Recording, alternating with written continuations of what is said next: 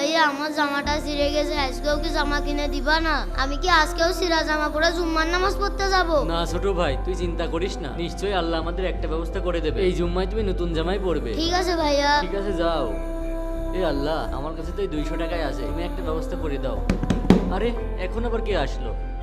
কি দরকার চাচা? বাবা, আমি একজন মুসাফির, আমার বাড়িতে আজ 1 সপ্তাহ ধরে খাবার নেই। তুমি কি আমাকে কিছু খাবার খাওয়াবে? আমার কাছে তো মাত্র 200 টাকা আছে, ভাইয়ের জন্য জামাও কিনতে হবে। চাচা, আমার কাছে 200 টাকাই আছে, আপনি এটাই নিয়ে যান। আল্লাহ তো সকল পেরেশানি দূর করে দিক। ভাইয়া এই জুব্বাটা তো অনেক সুন্দর। আরে ভাই, তুই সত্যি দেখতে পাচ্ছিস? হ্যাঁ ভাইয়া, আমি সত্যি দেখতে পাচ্ছি। এটা কিভাবে হলো? ভাইয়া আমি যখন ঘুমিয়েছিলাম তখন। আল্লাহু আকবার।